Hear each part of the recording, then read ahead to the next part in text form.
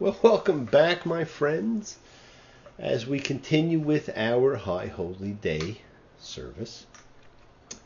And another of the songs sung only at this time of the year, and it's great that there's so much music put into services. Music truly is it's a gift of spirit. And that's the Avenu Malkeinu, and it means our Father, our King, and is dedicated to God. But instead of praising, it becomes one of personal condemnation. Now, it began as a 4-verse song, and it quickly moved to 22 and 28 verses for these holy days. Our Father, our King, hear our voice. Our Father, our King, we have sinned before you. Our Father, our King, have compassion upon us and upon our children. Our Father, our King, bring an end to pestilence, war and famine around us. Our Father, our King, bring an end to all trouble and oppression around us. Our Father, our King, inscribe us in the book of life. Our Father, our King, renew upon us a good year. Hear our voice. Hear our voice. Hear our voice. Our Father, our King. Our Father, our King, renew upon us a good year. Our Father, our King, hear our voice. Now it goes on to talk about how unworthy we are.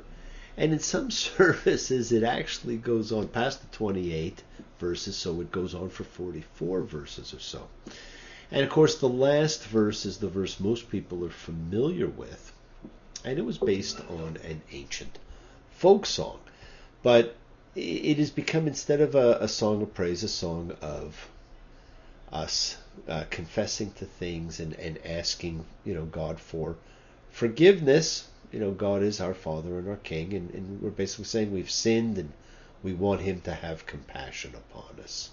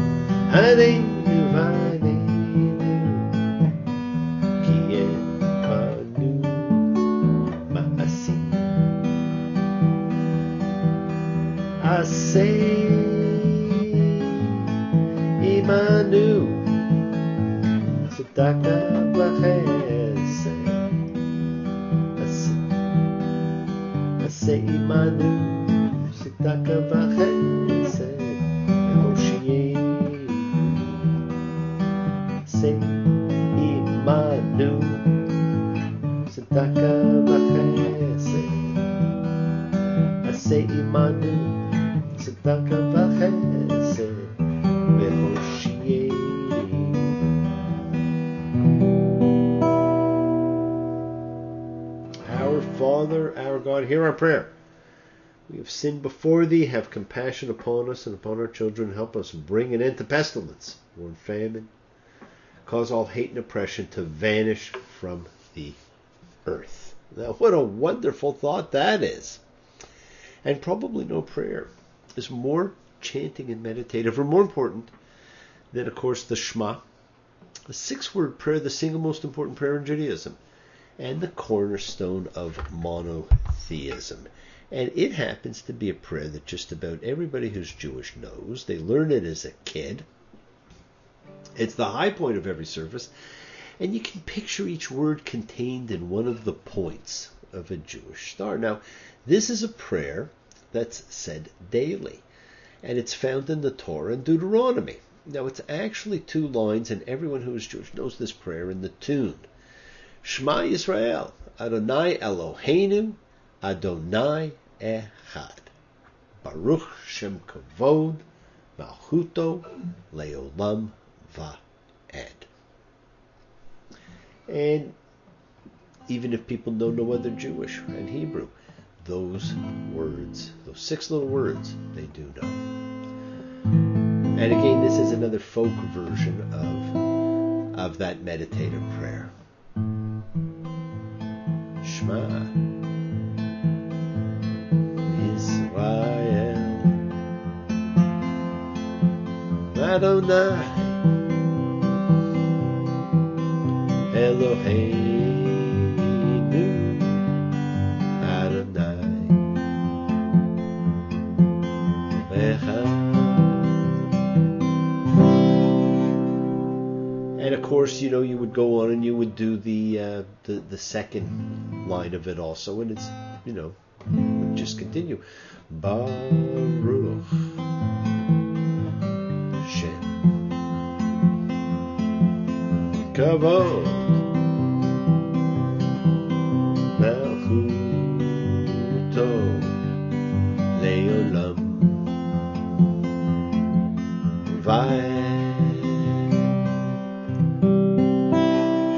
Hear, O Israel, the Lord is God, the Lord is one. Blessed be his name, whose glorious kingdom is forever and ever.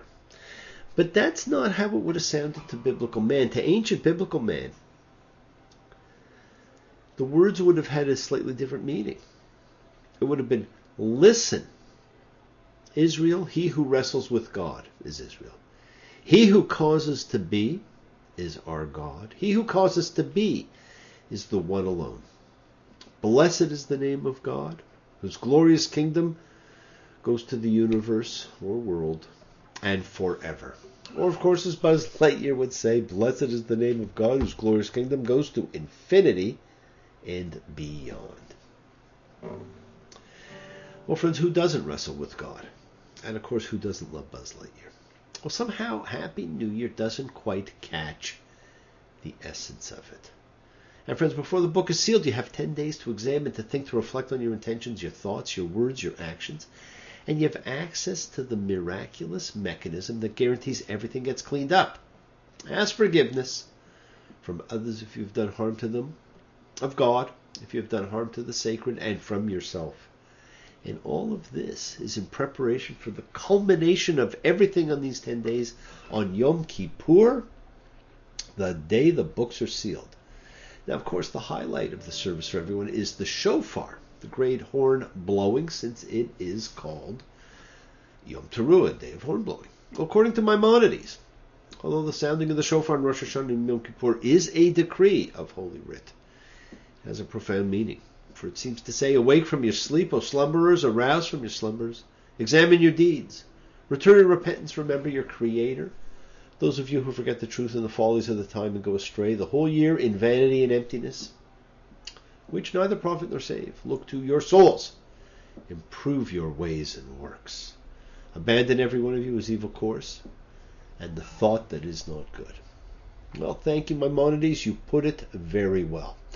And this is about our task of not just healing ourselves, but our role, my friends, in Tikkun Olam, healing the world. And that's something we all participate in. The holy day is the day of shofar blowing. And the shofar is sounded in 3 distinct types of blasts. There's a 1, a 3, and a 12. Baruch atah Adonai Eloheinu melech ha'olam asher kitshanu b'mitzvotav v'tzivanu lishma hakol shofar. Blessed are you, ruler of the universe, who sanctified us with commandments, who has commanded us to hear the voice of the shofar. Baruch atah Adonai Eloheinu melech ha'olam shehechiyenu v'kiyimenu v'higiyenu lazman hazer. We praise you, eternal God, sovereign of the universe, for giving us life, for sustaining us, for enabling us to reach this season. And in blowing the shofar, each of the sounds has a distinct name. Now, the first one is called the tekiah, and it's one long interrupted blast lasting for several seconds. Then there's a shevarim, which is 3 medium-length blasts, and a teruah, which is actually 12 very short blasts, and there's a reason for that. But you will sometimes see it when you look it up listed as 9 or 10 short staccato sounds. And then it ends with the tequila gadola, one extra long note. Now there is a formula for why the numbers of the blasts were chosen. Well, the tequila, the first of them, one long, uninterrupted blast, the one source of all God, Echad, the one. The 3 medium-length blasts, the Shevarim, for creation. God created man and woman. Man and woman create, but it took the 3 to bring creation as we know it to fruition. Energetically, it represents the 3 columns of the tree of life: mercy, judgment, balance, male, female, neutral. Atomically, it's protons, neutrons, electrons. The 3 are the building blocks of life. And the teruah, the 12 short blasts, the energies governing the world seen by the 12 energies of the zodiac, the original calendar, played out as the 12 sons of Jacob, the 12 tribes of Israel, later the 12 disciples of Christ, and later still the 12 knights of the Round Table. Ancient man understood the subtle differences and nuances and used metaphors to explain.